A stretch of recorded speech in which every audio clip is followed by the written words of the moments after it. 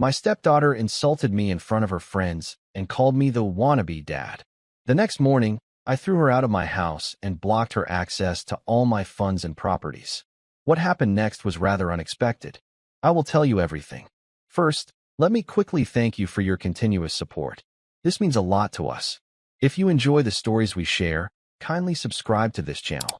It will be great if you can leave a comment on which city you are watching from.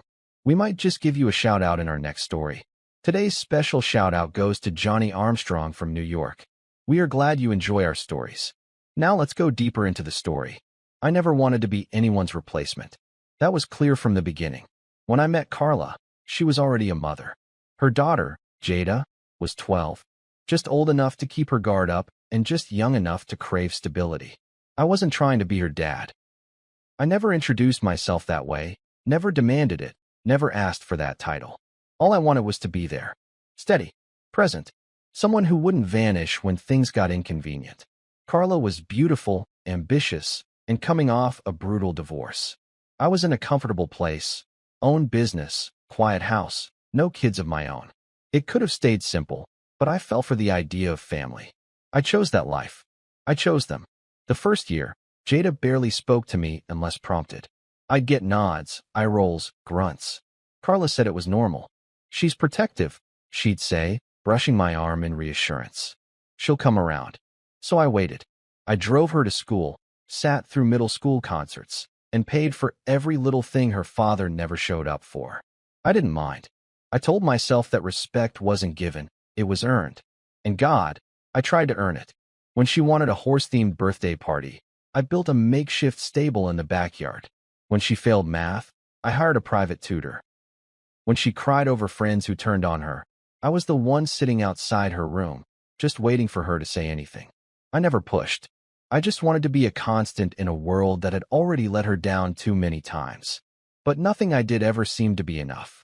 By the time she turned 16, it was like living with a stranger who hated me just for existing. Carla always made excuses. Teenage girls are tough, she'd say. She doesn't mean it. But sometimes, Carla didn't see what I saw. How Jada would go completely cold when I walked into a room. How she'd talk to me like I was the help. How she'd purposely exclude me from conversations, plans, even pictures. I chalked it up to immaturity, tried not to take it personally. But it ate at me. Quietly, steadily, it chipped away at whatever warmth I used to feel in my own house. I remember the night it all snapped. It was a Friday. Jada had a few friends over. Girls from her college, all polished and loud, throwing their bags on my white couch like it was theirs. Carla was out of town for a conference, so I was the only adult home. I didn't mind the noise, I was used to it, but something told me not to linger too long.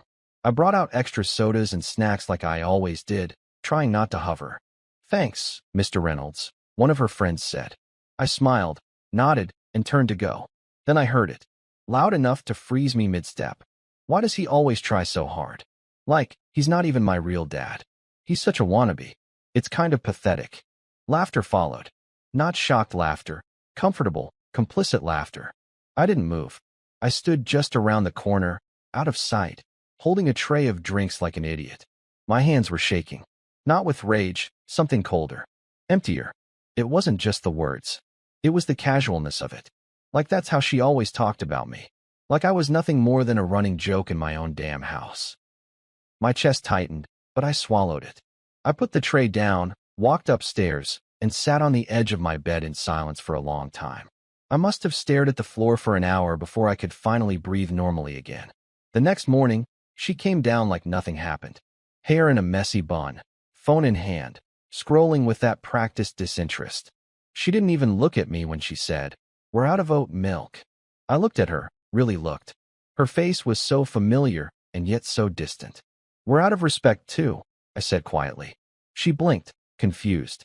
"What?" I stood up slowly, pushing my chair in. "You have 30 minutes to pack your things. You're no longer welcome here." She laughed, literally laughed. "You're kidding." "I'm not. You can't just kick me out. This is my house." "No, it's mine. And you've made it clear you don't want me in your life. So I won't be." She stormed off, calling her mother.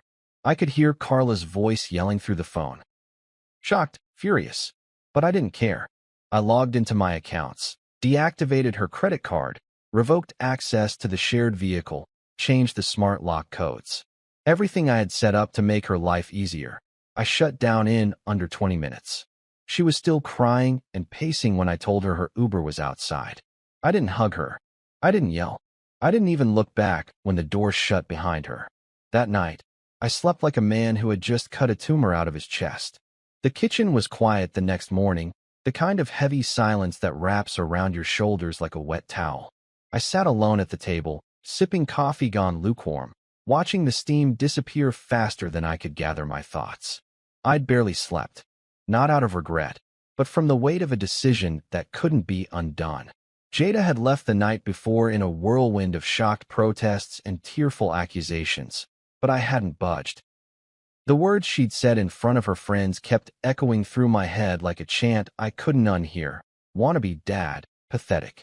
My chest tightened every time I remembered the smirks, the giggles, the way they dismissed me like I was a bad sitcom character. I hadn't expected gratitude, but that level of contempt, it hollowed something out of me.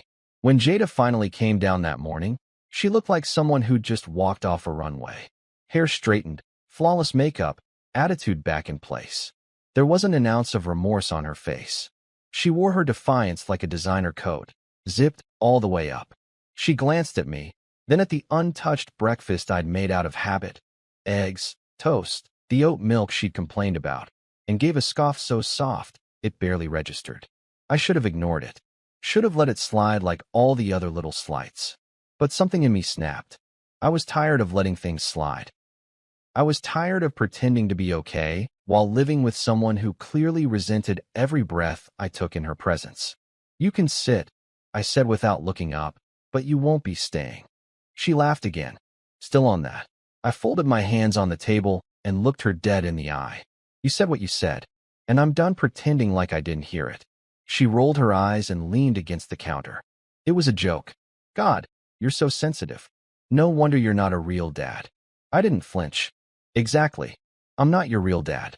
So I have no obligation to house you, feed you, or bankroll your life. You're an adult now, Jada. You made your choice. Now live with it. She blinked, startled for just a moment. The cool girl exterior cracked. But then she smiled, tight, smug. Mom won't let this stand. I stood and picked up my keys. Then she's welcome to find you a place to stay. You've got 30 minutes. I left the house before I said something I couldn't take back. I drove around for a while, aimless, just trying to calm my heartbeat. My phone buzzed nonstop, calls from Carla, a few from Jada that I ignored.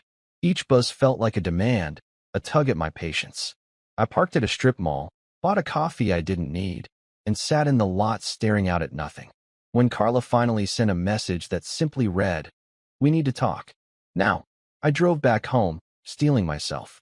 I'd expected anger. I didn't realize how far she'd be willing to push back.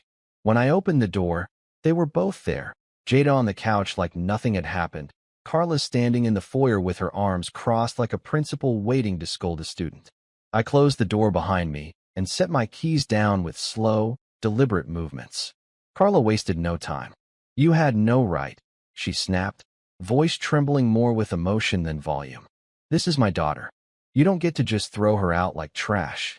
I took a breath, trying to stay calm. She disrespected me. Not just privately, but in front of her friends. She made a mockery of everything I've done for her. And you've allowed it to go on for years. She's a kid, Carla cried.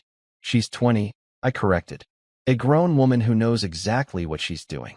And if you really think this is just about one comment, then you haven't been paying attention. Carla stared at me like I'd spoken in another language. Jada, from her spot on the couch, smirked and twirled her phone between her fingers. That look, so smug, so unbothered, ignited something inside me I didn't know was still burning. I turned to Carla, trying one last time to reach her. Do you really not see it? The way she talks to me? The way she treats me like a joke? I never tried to replace her father. I just tried to be a decent man in her life. And she's done nothing but spit in my face for it. She's going through things. Carla shouted. You think she's perfect? She's been struggling. With identity, with pressure, with being held accountable? I interrupted. Because that's all this is. She's never had to face consequences, and now that she has, you're acting like I'm the villain. Jada stood, arms crossed. You act like you're some kind of hero. You bought things.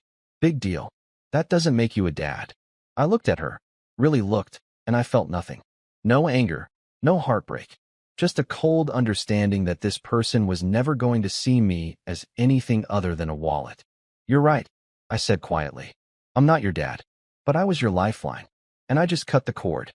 Carla lunged forward, grabbing my arm. You can't do this, Darren. Please, don't let this ruin everything. But it already had.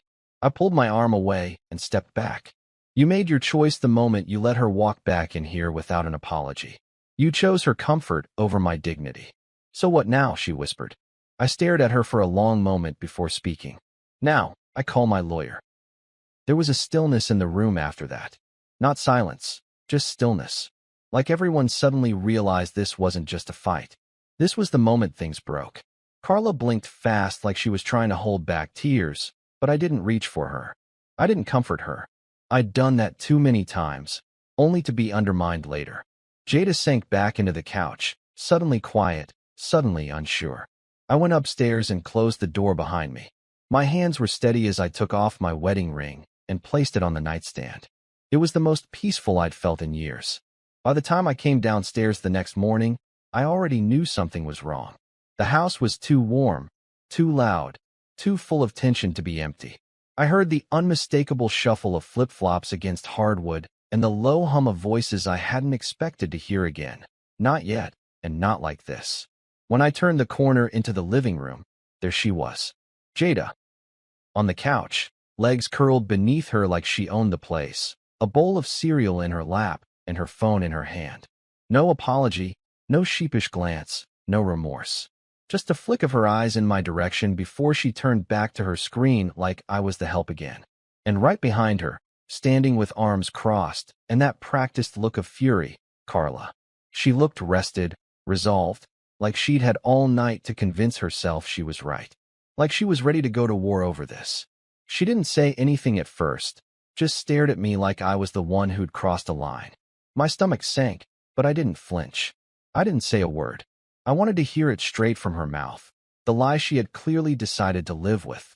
Carla cleared her throat and gestured toward the couch. She's not going anywhere, she said. And you had no right to throw her out. I tilted my head, voice calm. No right. That's right, she said, stepping forward. She's my daughter. This is her home. No, I said flatly, this is my home. I bought it. I maintain it. I pay every bill in it. You moved in when we got married, and she came with you. That was the agreement. But she disrespected me in a way I can't ignore. And if you're telling me you're okay with that, then you're part of the problem. Carla's mouth opened like she had a response ready, but nothing came out. Just a flicker of something in her eyes. Guilt, maybe, or the distant recognition that I wasn't playing the role she'd assigned me anymore.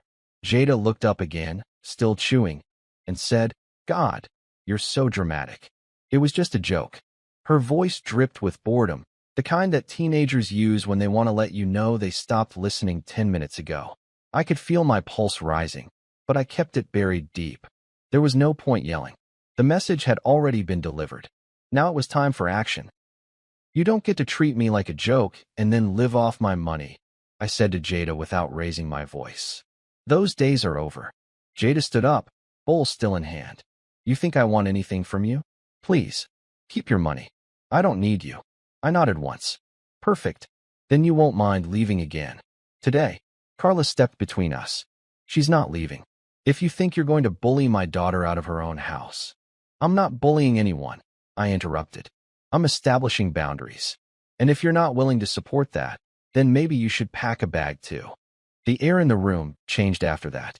It got heavier, thicker, as if the truth had finally shown up and nobody knew how to breathe around it. Carla stared at me, stunned. For a second, I think she genuinely didn't believe I meant it. But I did. I meant every damn word. I walked past them both, grabbed my phone from the kitchen counter, and stepped outside. I didn't even need to call my lawyer again. We'd already had the prenup reviewed when things started unraveling months ago. He was just waiting for my green light. And I gave it, standing barefoot in my own backyard while my marriage crumbled inside. I stayed outside for nearly an hour, long enough to feel the sun warm my skin, long enough to hear the muffled sounds of Carla pacing upstairs, Jada slamming a door, someone throwing something that cracked on tile. But I didn't go back in until the house was quiet. I needed the silence. I needed the moment to register what I'd just set in motion. When I finally stepped back inside, Carla was in the dining room, sitting with her head in her hands. She looked up as I passed and whispered, "You really called him?" I did. She shook her head slowly. "You're blowing everything up over one fight." "No," I said. "I'm walking away from years of disrespect. That fight just reminded me I deserve better." I walked upstairs, packed a small bag, and booked a room downtown. I didn't want to stay in that house with them. Not anymore. It didn't feel like home. It hadn't in a long time, and now I knew why. I paused at the top of the stairs, listening for signs of life, but there was nothing. No footsteps. No words. Just a stillness that felt too familiar. I walked out, locked the door behind me, and didn't look back. At the hotel, I lay on the bed fully dressed, staring at the ceiling. My ring was still in the nightstand at home, and I didn't miss it. I ordered a drink from the bar downstairs and let it sit untouched on the table beside me. My phone buzzed with messages. Carla asking me to talk, Jada sending cryptic one-word texts like "seriously?" and "wow." I didn't respond. I blocked both of them for the night. I needed the silence more than anything. That night, I slept better than I had in years. Not because I was happy, not because I felt vindicated, but because, for the first time, I knew I had finally stood up for myself. I had drawn a line. And I was ready to watch the whole damn world burn if it meant not crossing it again. The thing about war, real war, is that nobody walks away clean. Even when you're right. Even when you've drawn your boundaries with surgical precision, the fallout leaves shrapnel in places you didn't know could bleed. I checked out of the hotel 3 days after I moved in. Not because I was ready to come back, but because the hotel began to feel more like a bunker than a reprieve. Sterile walls, forced smiles at the front desk, the smell of overly bleached sheets. It all reminded me that I was in limbo, not liberation. So I went home. Not to reconcile. Not to bend. I went back because it was my house, and I'd be damned if I let two ungrateful people hold it hostage. When I walked in, I half expected a storm. Bags packed, voices raised, Carla demanding I reconsider, Jada tossing more venom from behind her phone. But the house was dead silent. Lights off, curtains drawn. The kind of silence you only hear when people have either given up or are plotting their next move. I found Carla in the kitchen, sipping wine at 10 in the morning like it was orange juice. She didn't look up when I entered. She just said, "Your lawyer called me."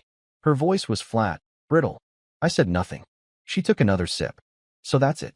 20 years together, and you're just done?" I let the question hang. 20 years. That's what she said. But I remembered 10 of those years being me walking on eggshells, trying not to disrupt the tightrope she balanced between motherhood and avoidance. I finally answered, slow and steady, "I'm not done. I'm finally starting." She set the glass down hard, wine splashing up the sides. "You're punishing me for her behavior." I shook my head. "No, I'm holding you accountable for enabling it. You let her disrespect me for years. You made excuses, minimized my hurt, told me to let it go like I was being too sensitive. You chose comfort over truth, and now you're shocked I won't carry it anymore." She stood abruptly, eyes blazing. "You knew what you were walking into when you married me. I was a mother first." I nodded, and I respected that. "I never asked you to choose between us. But the second you brought her back into this house after what she said to me, you made your choice." The rest of that day passed like molasses. No yelling, no crying. Just two people tiptoeing around the ruins of what used to be a marriage. Jada didn't come out of her room once. I knew she was still in the house because the Wi-Fi log showed her phone connected all day. That, and I heard music through her door. The kind of passive-aggressive blaring that was supposed to let me know she was fine. That she didn't care. That she was winning. But winning what? That's what I kept asking myself. What game did she think she was playing? And what exactly was the prize? A house? Money? The satisfaction of watching someone who tried to care crumble under the weight of her contempt? A few days later, the papers were served. Carla didn't cry.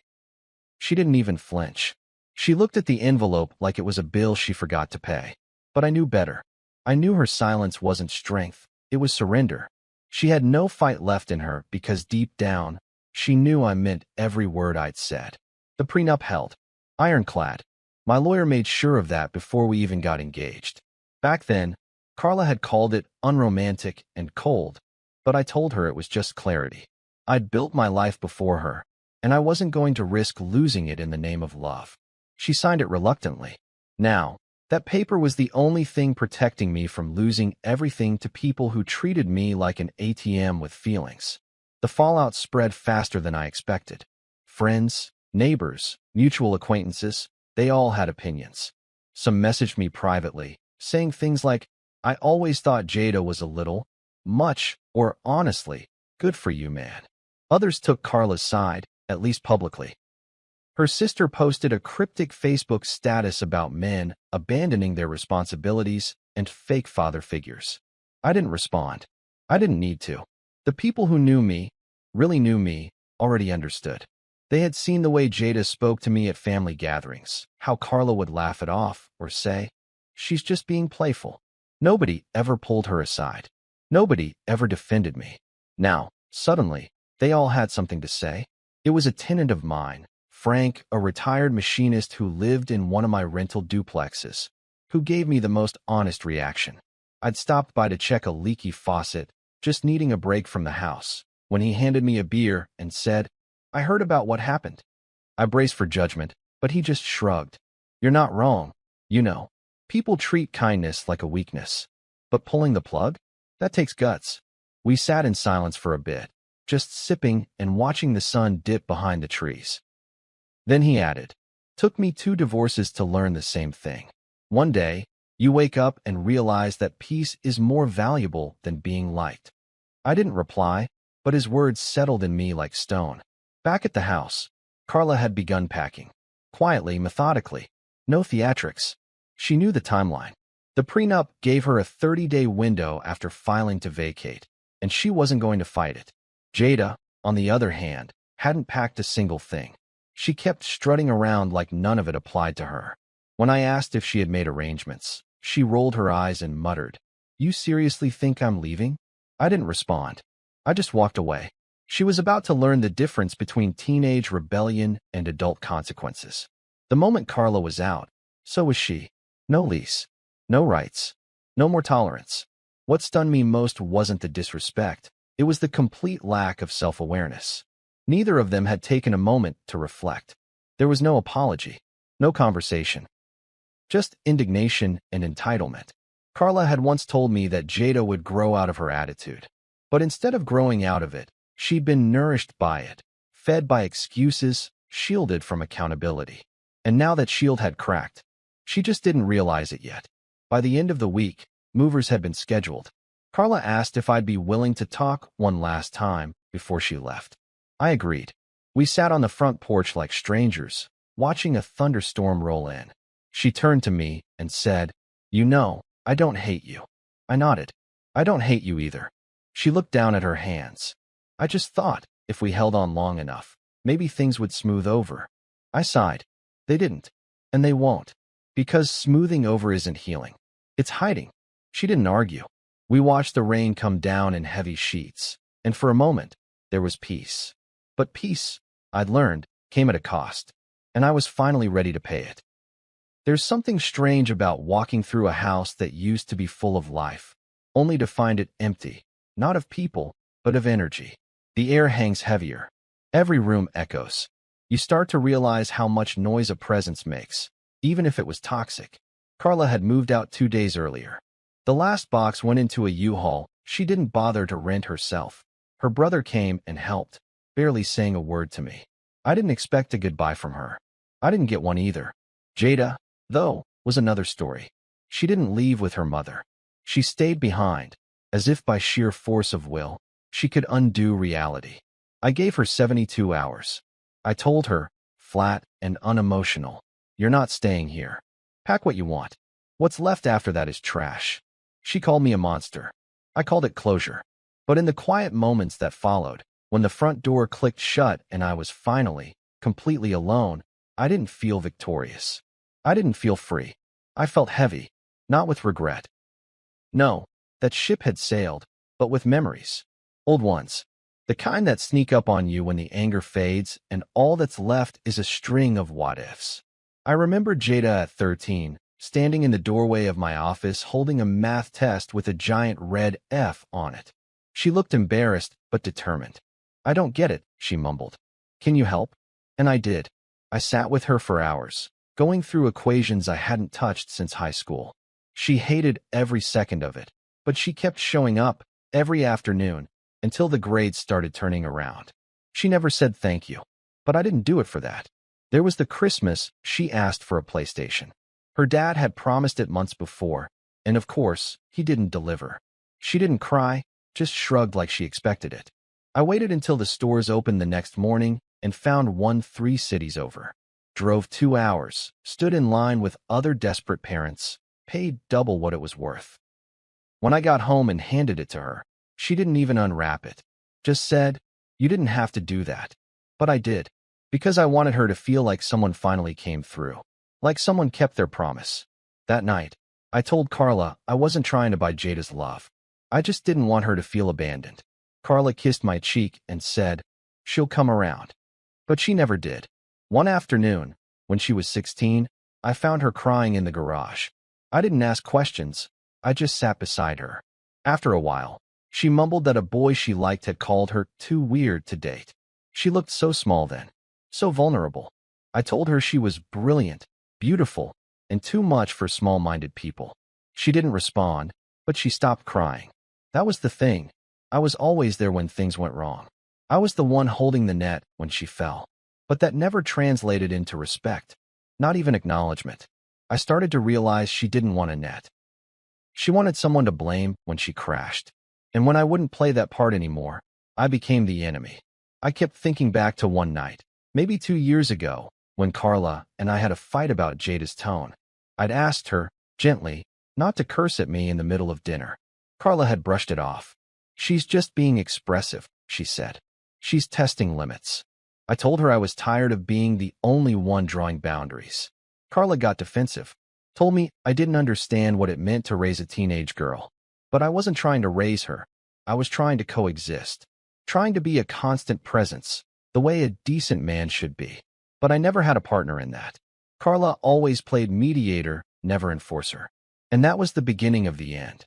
When I finally walked into Jada's room to clean it out, the smell hit me first. Vanilla candles, perfume, a hint of dry shampoo. It was like stepping into a memory preserved in scent. Her posters were still on the wall, though curling at the edges. A pile of clothes lay half-folded on the bed, like she'd planned to pack and just didn't. On the desk, I found an envelope with my name on it. My stomach tightened. I sat on the edge of the bed, opened it, and pulled out a letter written in that dramatic cursive she always used when she wanted something to look deep. It wasn't an apology. Of course not. It was a guilt trip. 3 pages of emotional blackmail written with a steady hand and a sharp tongue. She accused me of never truly loving her, of doing things just to look like a good guy, of making her feel like an outsider in her own home. "You were always trying to impress people," she wrote, "not love them." That line stung, not because it was true, but because it was so far from the truth it felt like slander. Every sacrifice I made, every small gesture, I didn't do it for show. I did it because I believed that love wasn't just words. It was consistency, reliability, action. But I guess none of that matters if the person on the receiving end is determined not to see it. I didn't respond to the letter. I didn't even keep it. I folded it back into the envelope, walked to the fireplace, and lit a match. It burned fast, curling at the edges, turning sharp words into ash. I stood there watching until the last ember died, and I felt lighter. Not absolved, just clear. She'd made her truth known, and I had no obligation to carry it anymore. Later that night, I got a message from one of Carla's cousins, someone I barely knew. She said, "I know you're going through a lot. I just wanted to say, I always thought you were a good man. Jada and Carla, they took advantage of that. And I'm sorry you got caught in the middle." It was a small thing, but it meant more than I expected. Because sometimes, all you need is one person to say, "I saw it too." It took me nearly a week before I could walk through the entire house without stopping in a doorway and wondering what used to be there, what energy, what echo, what version of myself. There was a time this house felt too big for one man. Now it felt just right. Every room had a quietness that didn't feel lonely. It felt earned.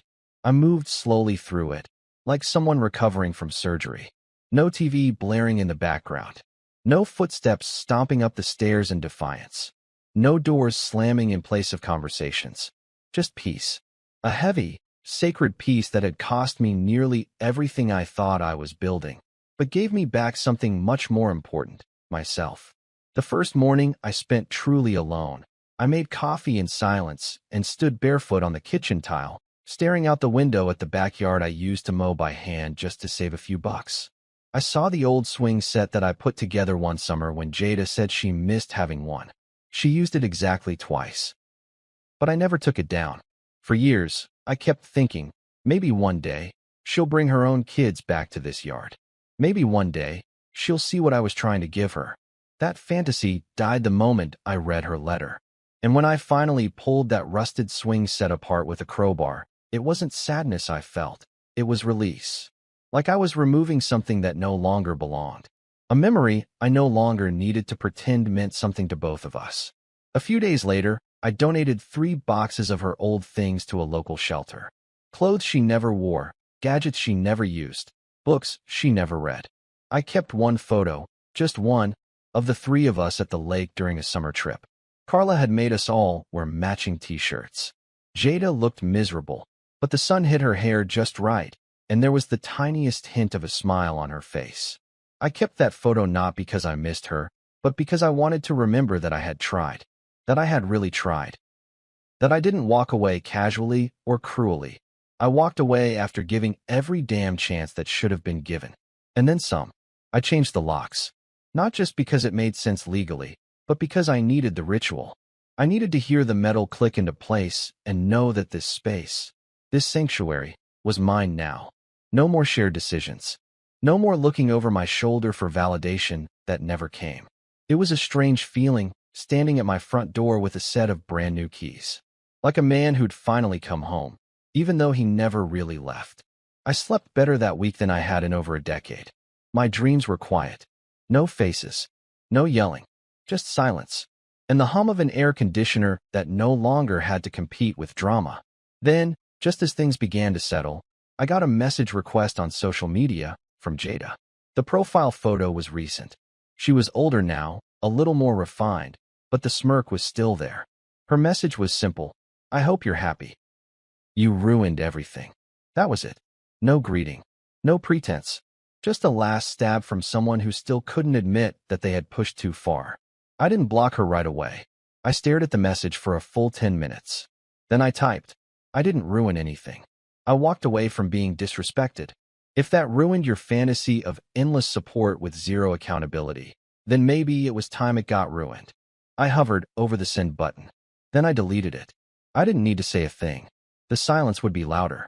Instead, I went to the living room, poured myself a glass of bourbon, and sat by the fireplace. It wasn't cold, but I lit it anyway. Not for warmth, just for the symbolism. I watched the flames flicker, thinking about everything I'd lost, the family I tried to build, the partner I believed in, the daughter I thought might grow to love me. But in that same breath, I realized what I'd gained. The strength to say enough. The clarity to know when kindness has been mistaken for weakness. And the backbone to walk away with my head held high. A week later, I got an invitation to a mutual friend's barbecue. I almost didn't go.